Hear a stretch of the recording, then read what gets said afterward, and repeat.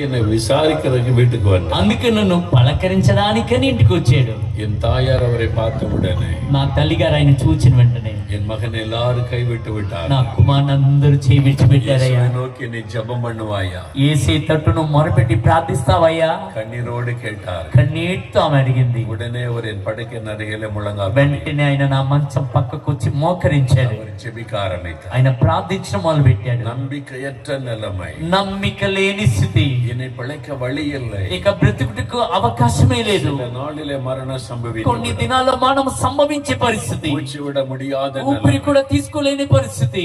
அந்த படுக்கை சமயத்தில் அந்த சகோதரர் ஜெபம் பண்ணுகிறார். ఆ మంచము పక్కన అట్టి స్థితిలో ఆ సహోదరి ప్రార్థించాడు. கரம் உயர்த்தி ஜெபிக்கிறார். ఆయన చేతులు పైకెత్తి என் ప్రార్థించాడు. தாயார் இயேசுவே இயேசுவே என்று கூப்பிட்டார். నా తల్లి గారైతే యేసయ్యా యేసయ్యా అని మొరపెట్టి పిలిచి, அவங்க இந்துவாக இருந்த போதிலும் వారు హిందువుగా ఉన్నప్పటికీ కూడా இயேசுவின் மேல ஒரு விசுவாசம், యేసు మీద ఒక విశ్వాసం, ஒரு சின்ன விசுவாசம். ఒక చిన్నిపాటి విశ్వాసం. இயேசு சொன்னார், கடுகளவு விசுவாசம் இருந்தா యేసు చెప్పాడు, ఆవగించంత విశ్వాసం ఉంటే చాలు. ஒரு சின்ன விசுவாசம். అందుకే చిన్నిపాటి విశ్వాసం కలిగి இயேசுவே கூப்பிட்டார். యేసయ్యా అని మొరపెట్టింది.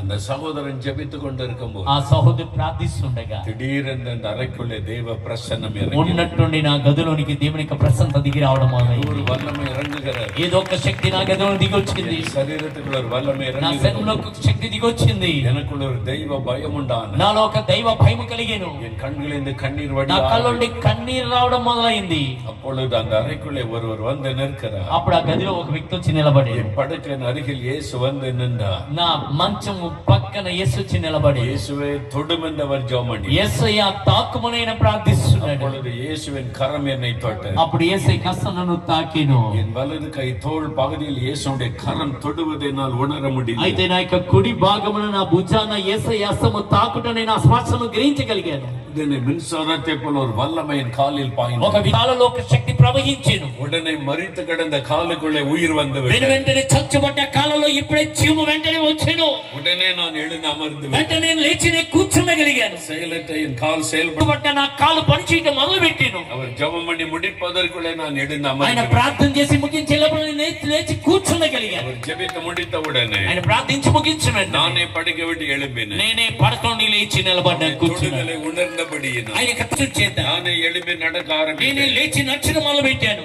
என்னுடைய 2 கால்களும் சரியாக నా செயல்படுகிறது. 2 కాళ్ళు సరిగా పోయాను. வீங்கிருந்த இருதய நார்மலாய் மாறி వాచిపోయిన యొక్క గుండె సరైన స్థితికి వచ్చాను. இயேசுடைய ஒரே ஒரு தொடுதல், యేసయ్య ఒక్క తాకిడి 2 అద్భుతங்கள் 2 நடைபெற்றது. అద్భుతాలు జరిగాయి. செயலற்ற கால் செயல்பட்டது. చచ్చుబడ్డ కాళ్ళు పనిచేయడం మొదలయ్యాయి. வீங்கிருந்த இருதய நார்மலாய் மாறி వాచిపోయిన